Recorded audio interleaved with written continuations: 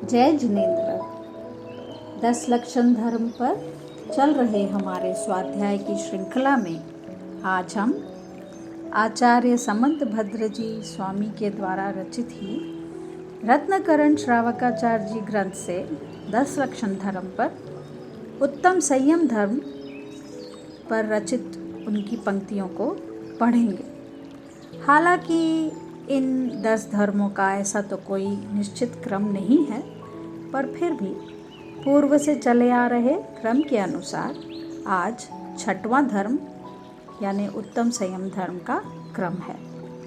उसके स्वरूप का वर्णन आचार्य श्री करते हैं।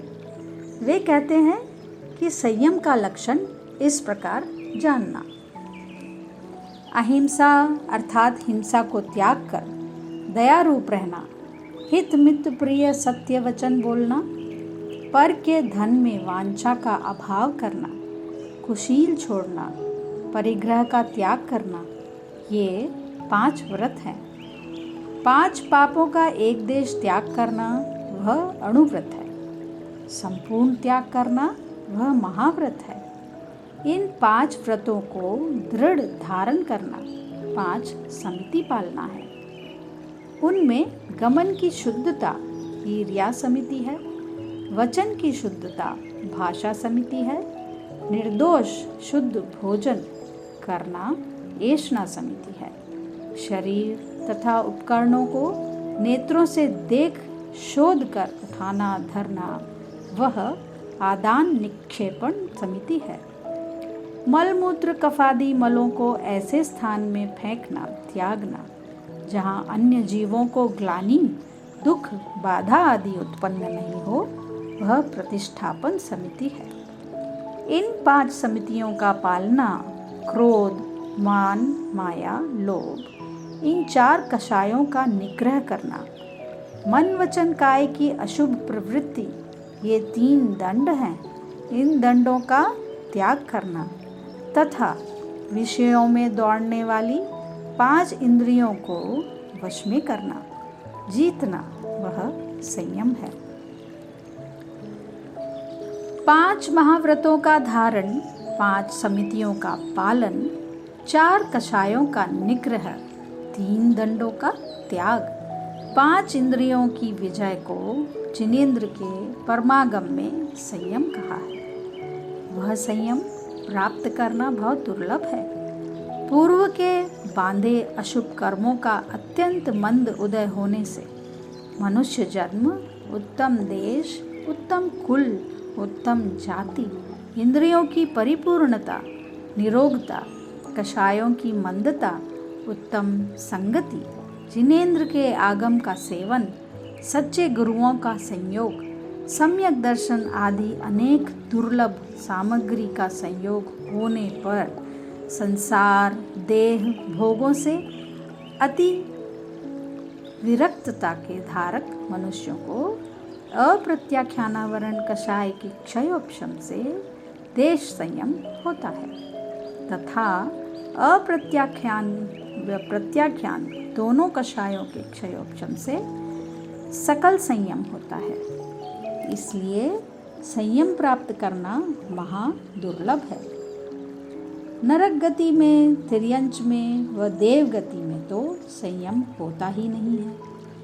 किसी तिर्यंच के अपने पर्याय की योग्यता के अनुसार कभी देशव्रत होते हैं। मनुष्य पर्याय भी नीच कुल आदि में, अधम देशों में इंद्रियों से पीड़ित अज्ञानी रोगी दरिद्री अन्याय मार्गी विषयानुरागी तीव्र कषाई निंद्य कर्मी मिथ्या दृष्टियों को संयम कभी नहीं होता है। इसलिए संयम प्राप्त करना अति दुर्लभ है। ऐसे दुर्लभ संयम को भी पाकर कोई मूढ़ बुद्धि यदि विषयों का लोलुपी होकर छोड़ देता है, किसी प्रकार से नष्ट कर देता है, तो वह अनंत काल तक जन्म मरण करता हुआ संसार में परिभ्रमण करता है। जो संयम को प्राप्त करने के बाद उसे छोड़ देता है, बिगाड़ देता है, उसको अनंत काल तक निगोध में परिभ्रमण, त्रस स्थावरों में भ्रमण करना पड़ता है। सुगति नहीं मिलती है। संयम प्राप्त करके उसे बिगाड़ने के समान बड़ा अनर्थ दूसरा नहीं है। विषयों का लोभी होकर जो संयम को बिगाड़ता है, वह एक कौड़ी में चिंतामणि रत्न बेच देने वाले वह ईंधन के लिए कल्प वृक्ष को काटने वाले के समान है। विषयों का सुख तो सुख ही नहीं है, वह तो सुखाभास है, क्षण भंगुर है, नरकों के घोर दुखों की प्राप्ति का कारण है। किंपाक फल के समान जिह्वा का स्पर्श मात्र भी मीठा लगता है, पश्चात घोर दुख, महादाह, संताप देकर मरण को प्राप्त कराता है। उसी प्रकार भोग भी किंचित काल मात्र को अज्ञानी जीवों को भ्रम से सुख जैसा लगता है, पश्चात तो अनंत काल तक अनंत भवों के घोर दुख ही भोगने पड़ते हैं। इसीलिए संयम की परम रक्षा करो। फिर आचार्य श्री कहते हैं, 5 इंद्रियों के विषय के भोग छोड़ने से संयम होता है, कषायों का नाश करने से संयम होता है, दुर्धर तप को धारण करने से संयम होता है, रसों का त्याग करने से संयम होता है, मन के विकल्प जाल का प्रसार रोकने से संयम होता है, मन में परिग्रह की लालसा का त्याग करने से संयम होता है, महान काय क्लेशों को सहने से संयम है, उपवास आदि अनशन तप करने से संयम होता है, त्रस स्थावर जीवों की रक्षा करना ही संयम है, मन के विकल्पों को रोकने से तथा प्रमाद से होने वाली वचनों की प्रवृत्ति को रोकने से संयम होता है, शरीर के अंग उपांगों के प्रमादी प्रवर्तन को रोकने से संयम होता है,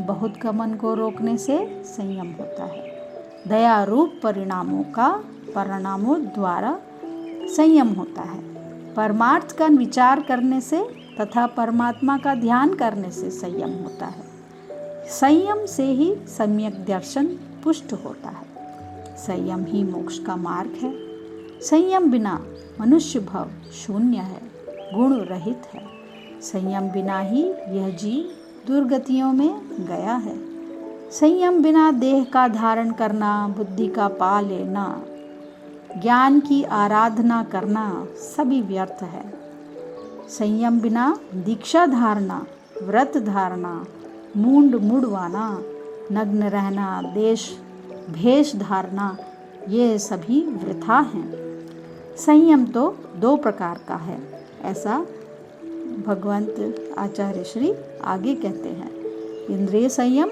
तथा प्राणी संयम। जिसकी इंद्रियों विषयों से नहीं रुकी, 6 काया के जीवों की विराधना नहीं टली, उसका बाह्य परिशह सहना, तपश्चरण करना, दीक्षा लेना वृथा है। संसार में दुखी जीवों का संयम बिना कोई अन्य शरण नहीं है। ज्ञानी जन तो ऐसी भावना भाते हैं, संयम बिना हमारे मनुष्य भव की एक घड़ी भी नहीं व्यतीत हो, संयम बिना आयु निष्फल है, संयम ही इस भव में तथा पर भव में शरण है। दुर्गति रूप सरोवर को सोखने के लिए सूर्य के समान है, संयम से ही संसार रूप विषम बैरी का नाश होता है। संसार परिभ्रमण का नाश संयम के बिना नहीं होता, ऐसा नियम है।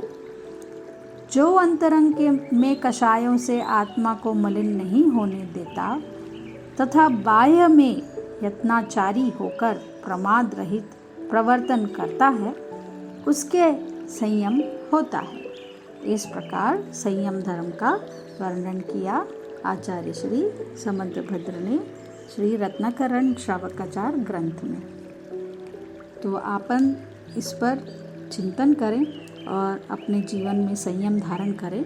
ऐसी मंगल भावना के साथ मैं आज का वक्तव्य को यहीं विराम देती हूँ। जय जिनेंद्र, जय जिनेंद्र।